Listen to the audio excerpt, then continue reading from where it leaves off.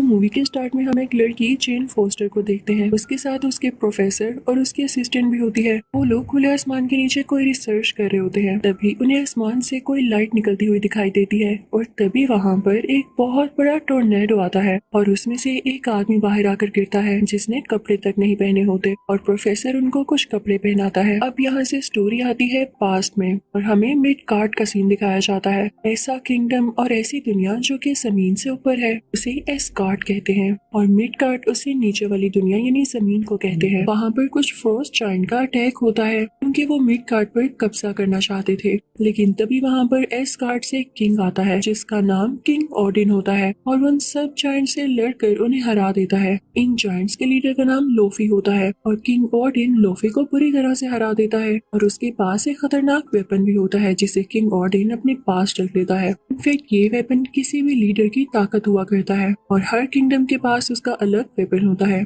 इस वेपन की खासियत ये थी कि किसी भी चीज को फ्रीज कर सकता था। अब किंग ओडिन उस वेपन को अपने साथ ऊपर एस्गार्ड में ले आते हैं। इसी ओडिन अब कैसल में पहुंचते हैं तो हम उनके दो बेटों को देखते हैं। एक का नाम थोर होता है और एक का नाम लोकी। किंग ओडिन अपने बच्चों से कहते हैं कि आओ मैं तुम्हें एक चैम्बर में लेकर जाता हूँ जहाँ पर मैंने वेपन्स की कलेक्शन कर रखी है। जब वो लोग वहाँ पर जाते हैं तो हम देखते हैं वहाँ पर म्योनिर भी होता है, यानी मूवी के आगे जाके जो थोर का हैमर बनेगा। साथ ही साथ वहाँ पर कॉस्मिक क्यूब भी होता है। अब कई साल गुजर जाते हैं, थोर और लोकी बड़े हो चुके होते हैं और आज वो दिन होता है जब किंग ओडिन ने थोर को किंग बनाना होता है। वहाँ पर सब लोग आए होते हैं, लेकिन इससे पहले कि किंग ओडिन ये अनाउंस करते कि थोर अब यहाँ का किंग होगा, इससे पहले ही बहुत बड़ी प्रॉब्लम हो जाती है। वहाँ पर फ्रोस्ट जायंट्स अटैक कर देते हैं क्योंकि वो अपने वेपन को वापस लेने आए होते हैं। किंग अपने खास सिक्योरिटी गार्ड को ऑर्डर देता है इनको खत्म कर दो। उसका नाम डिस्ट्रॉयर होता है और डिस्ट्रॉयर जल्द ही उनको खत्म कर देता है। अब किंग, थोर और लोकी उस चैम्बर की तरफ जाते हैं ये देखने के लिए कि कहीं उनका वेपन चोरी तो नहीं हो गया, लेकिन वो वेपन लकीली वहीं पर होता है।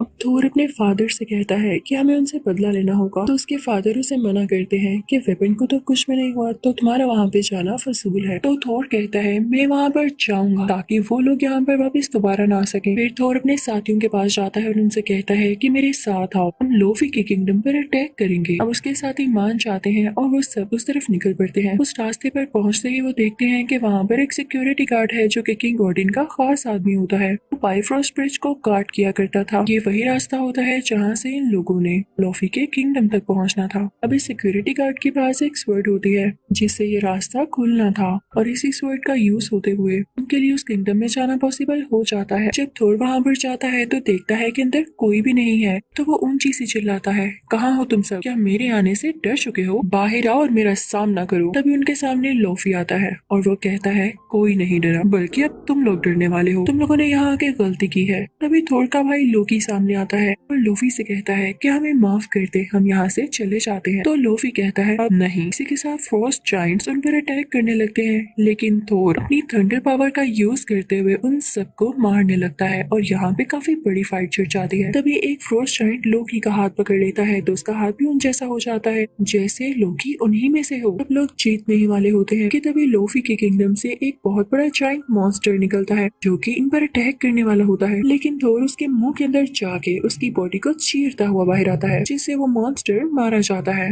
लेकिन इस चीज का गुस्सा लोफी के किंगडम वालों को बहुत ज्यादा आता है। वो थोर को और उसकी टीम को मारने के लिए आगे बढ़ते हैं, लेकिन तभी वहाँ पर किंग ओडिन आ जाता है और थोर बहुत करेज से कहता है कि लोफी अब तुम क्या करोगे? मेरे फादर भी यहाँ आ चुके हैं। लेकिन ये क्या, जो थोर को लग रहा था ऐसा नहीं था। किंग ओडिन वहाँ पर लोफी से माफी मांगने आए थे ताकि ज्यादा इशू न बन जाए और वो सेफली अपने बेटों को और टीम को यहाँ से ले जाए।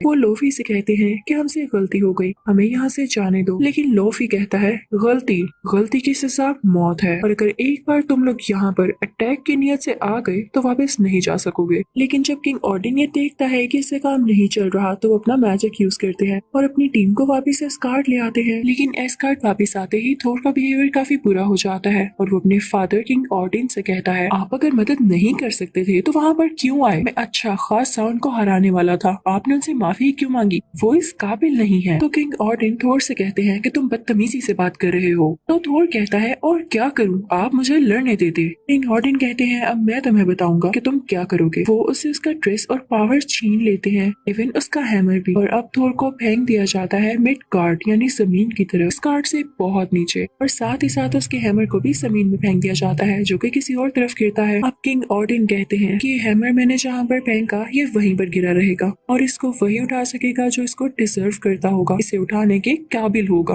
और थोर तुम तब तक इसको हासिल नहीं कर सकोगे जब तक इसके लिए डिजर्विंग न बन जाओ। नेक्स्ट सीन में हम देखते हैं कि थोर एक हॉस्पिटल में है। जब उसकी आंख खुलती है तो देखता है कि उसके आसपास डॉक्टर्स, जेन फॉस्टर, प्रोफेसर और वही असिस्टेंट है। तो वो काफी हड़बड़ा जाता है और कहता है मैं कहाँ पर हूँ। उन सबको पीछे करता हुआ और मारता हुआ हॉस्पिटल से बाहर आ जाता है। नेक्स्ट सीन हमें दिखाया जाता है उसी म्योनिर का जो कि थोर का हैमर होता है। वो किसी सिटी में गिरा था और जहाँ पर वो गिरा था वो जगह कुछ तबाह सी हो गई थी। उसके इर्द गिर्द बाउंड्रीज बना ली थी शील्ड ने। अब उसका एक एजेंट वहाँ पर आता है। वो इस हैमर को लेके काफी इंटरेस्टेड लग रहा था और वो इस पे रिसर्च भी करना चाहता था। अब उसे बताया जाता है कि एक लड़की है जेन फॉस्टर जो कि रिसर्च करती है और क्या पता उसे इस हैमर के बारे में भी पता हो। तो वो एजेंट सीधा जेन फॉस्टर के घर जाता है। जेन फॉस्टर के मना करने के बावजूद भी वो उसकी बुक को वहाँ से ले आता है जिसके अंदर उसने सारी रिसर्च लिख रखी थी। अब उधर थोर को भी पता चल चुका होता है कि उसका हैमर कहाँ पर है क्योंकि ये हैमर की गिरने वाली बात हर तरफ फैल चुकी थी। थोर हॉस्पिटल से बाहर आते ही लोगों से पूछने लगता है कि मुझे घोड़ा कहाँ से मिलेगा। तो लोग हंसने लगते हैं कि घोड़ा इस जमाने में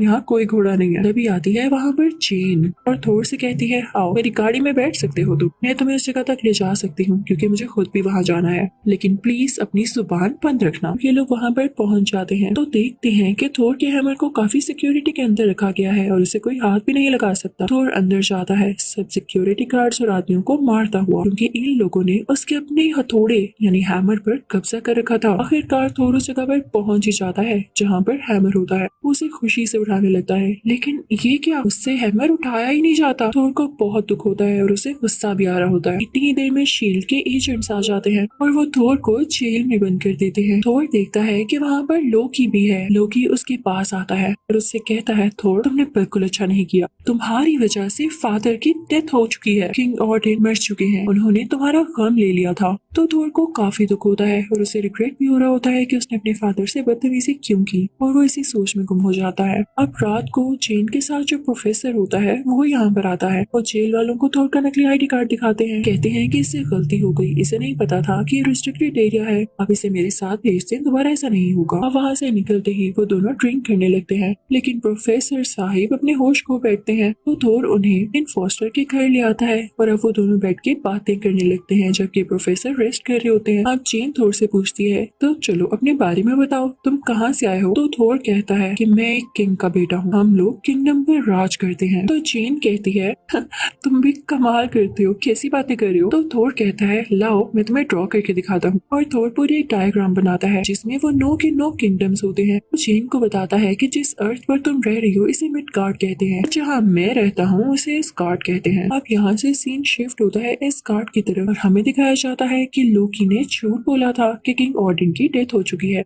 वो तो अभी जिंदा होते हैं लेकिन अभी भी होशी की हालत में होते हैं और लोकी उनके पास ही बैठा होता है।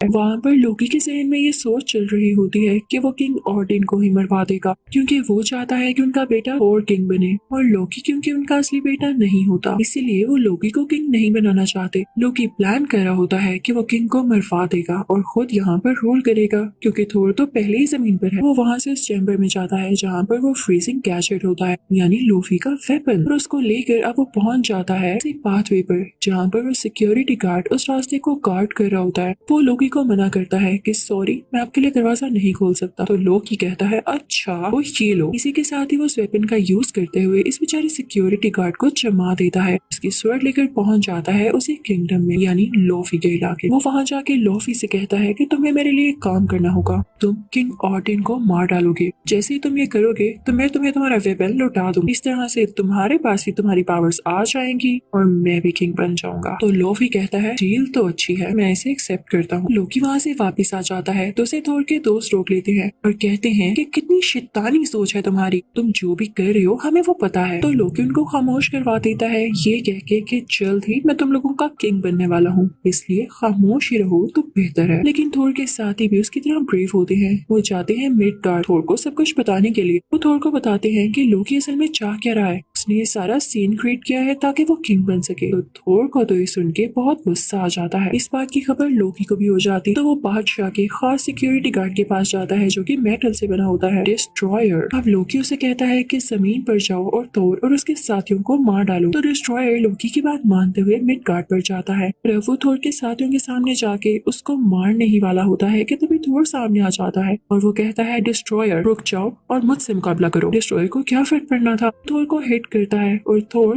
दूर जाके गिरता है क्योंकि ना उसके पास उसका ड्रेस था ना ही उसका हैमर, तो उसके पास पावर्स कहाँ से आएंगी। वो काफी जख्मी हो जाता है। लेकिन यहाँ भी होता है एक मिरेकल। याद है किंग ऑडिन ने क्या कहा था कि जब तक थोर इस काबिल नहीं हो जाता कि वो हैमर को डिजर्व कर सके तब तक हैमर उसके पास नहीं आ सकता। तो सुने थोर ने ऐसा काम कर दिया था कि वो हैमर को डिजर्व करता था। उसने अपने दोस्तों के लिए कुर्बानी दी थी और खुद चोट खाई थी। अब उसके पास उसका ड्रेस और उसका हैमर वापिस आ चुका था और अब बहुत पावरफुल फील कर रहा था। थोर वहाँ पर डिस्ट्रॉयर को अपने हैमर से डिस्ट्रॉय कर देता है। थोर अपनी टीम को लेता हुआ वापस ऊपर जाता है। अब वहाँ का सिक्योरिटी गार्ड जिसे लोकी ने जमा दिया होता है वो अपनी पावर का यूज करते हुए बर्फ को तोड़कर बाहर आ जाता है और वो पाथवे थोर के लिए खोल देता है। लेकिन एस्गार्ड खुलने की वजह से लोफी के किंगडम के लोग भी उधर आने लगते हैं। अब लोफी वहाँ पर आकर किंग ऑडिन पर अटैक करने वाला होता है जैसा उसे करने के लिए लोकी ने कहा था। लेकिन लोकी यहाँ पर चाल चलता है और वो खुद ही लोफी को मार डालता है अपने फादर की आंखों के सामने ताकि वो अपने फादर यानी किंग ऑडिन को इम्प्रेस कर सके कि इसने अपने फादर की जान बचाई है। यहाँ से लोकी सीधा बढ़ता है बायफ्रॉस्ट ब्रिज की तरफ और उसे एक्टिवेट करके उसमें से कोई खतरनाक बीम निकालने वाला होता है ताकि ये सारी जगह तबाह हो जाए और लोकी खुद अपने किंगडम पर राज कर सके और उसे रोकने वाला कोई भी यहाँ तक ना आ सके। लेकिन तभी वहाँ पर आ जाता है थोर और उसे रोकने वाला आज तक कोई पैदा नहीं हुआ था। थोर लोकी से कहता है तो तुम पास नहीं आओगे। तो लोकी कहता है नहीं, इसमें से मैं बीम्स निकाल नहीं वाला हूँ। तो थोर कहता है अच्छा ठीक है। थोर अपना हैमर उस ब्रिज के ऊपर दे मारता है जिससे वो ब्रिज डिस्ट्रॉय हो जाता है। लोकी ये देख के हैरान रह जाता है लेकिन ब्रिज टूटने की वजह से वो दोनों ब्रिज से नीचे गिरने वाले होते हैं। तभी वहाँ पर किंग ऑडिन आते हैं जो कि थोर का हाथ थाम लेते हैं ताकि वो नीचे न गिरे। लोकी ने थोर का हाथ पकड़ा होता है लेकिन जब उसे रियलाइज होता है कि वो इस काबिल नहीं था कि कभी भी अपने फादर को इम्प्रेस कर सके तो वो अपना हाथ थोर से खुद ही छुड़वा लेता है। अब हर तरफ ये बात फैल जाती है कि लोकी ब्रिज से गिरकर मारा गया। अब किंग ऑडिन आते हैं थोर के पास और उससे कहते हैं कि जब तक मैं जिंदा हूँ मेरी यही ख्वाहिश है कि मेरा बेटा मेरी आंखों के सामने किंग बने। तो थोर अपने फादर से कहता है नहीं, मुझे अभी बड़े बड़े काम करने हैं और आप जैसा बनना है। जब मैं वाकई इस काबिल हो गया तब आप मुझे किंग बना दीजिएगा। अब इस पार्ट के एंड में हम देखते हैं कि लोकी मरा नहीं होता बल्कि वो पार्ट 2 में जिंदा होकर जरूर आएगा। इसी के साथ ये पार्ट 1 यहीं पर खत्म होता है और अब